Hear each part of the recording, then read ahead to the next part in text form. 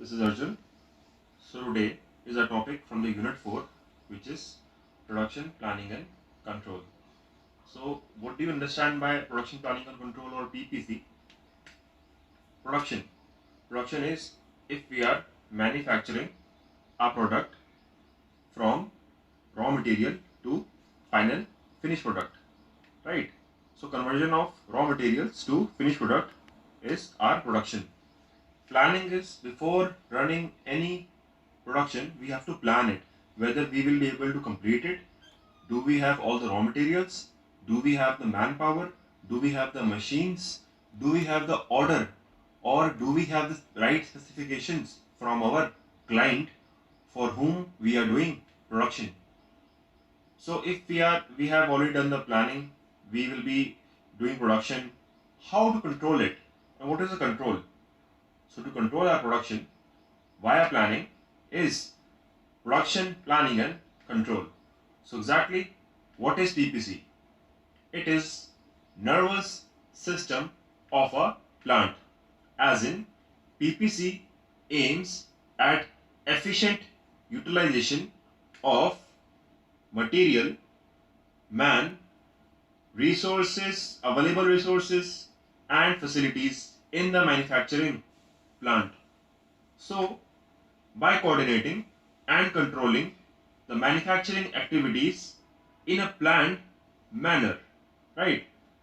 So what PPC does, it directs the material, it will direct the material with the supply for the specific products to meet standards of production.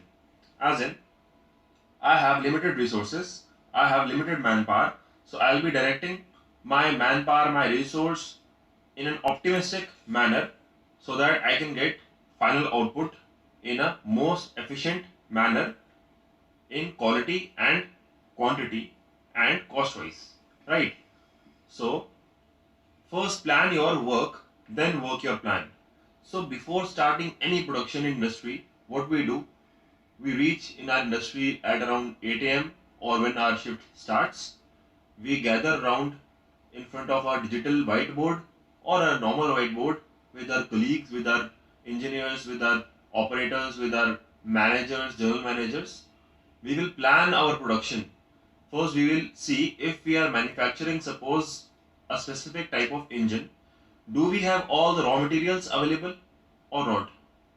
Do we have all the operators or not? Do we have all the machines in working conditions or not? Do we have the order from the client or not? Will we be able to complete the order of the client with the limited resources or with the available resources in the inventory or not?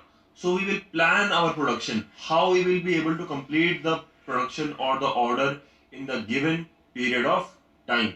So we will plan it before starting our production. If we don't plan it, suppose we run our production, after 2-3 hours we ran out of a simple nut bolt, so our production will stop, our production line will stop, operators will have to stop, and they won't be working anymore, and our boss will, he will be quite angry on us that why operators are not working. So we have to answer him that our raw material is not available in inventory. Then he will ask us why you have not procured the raw material. So it means we have not planned our production, we have not our procurement. So our whole production will eventually fail and we won't be able to deliver our order to our client. So that's why planning our work is very, very important before working upon your plan, right? So production, what is production? I already told you, conversion of raw material into finished products by performing a set of operations in a predefined sequence. We won't be deviating from the sequence, we won't be deviating from the operations. If we do that, variations will come. Our final products which will be manufacturing will have difference or some variations and will be out of the tolerance limit, and after that they will be rejected. So production is generally of 3 types. It's by integration, by disintegration, and finally by service. By integration, as in by, it means by integration as in Suppose I have one finished product which I have made by integrating many small products, or by its BOM as in bill of materials. So suppose if I am making a phone is the finished product, BOM as in the LCD screen, the motherboard, the buttons, the speaker, the microphone. So those all are BOMs of the mobile.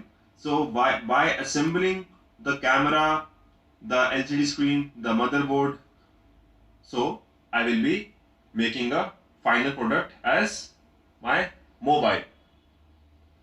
Also in integration, suppose if I need to make an engine and I might be having BOM of nearly 300 to 400 materials, from small nut bolt to the most complex parts like fuel injection pump. So this is production by integration. And what is production by disintegration? As in, if suppose if I get a cast ingot, or suppose if I get a piece of wood log or a huge wood log, I will be cutting those wood into smaller pieces, finally to making small rectangular cubes, so that I can make dusters or I can make pencils. So in disintegration, what I am doing, I am getting raw material in a huge manner and I am cutting it into small pieces to make the final product. So this is by disintegration production process. And by service as in, if I am providing a service for my production, as in by light repairs for automobiles, loading unloading of trucks, transportation, logistics, like that. So that is my production. Then comes my planning. So what is planning? I have to pre-plan a plan in advance before implementation of my production. So I have to start, before starting production, I need to think what to produce, how much to produce, where to produce, and where to sell. Right?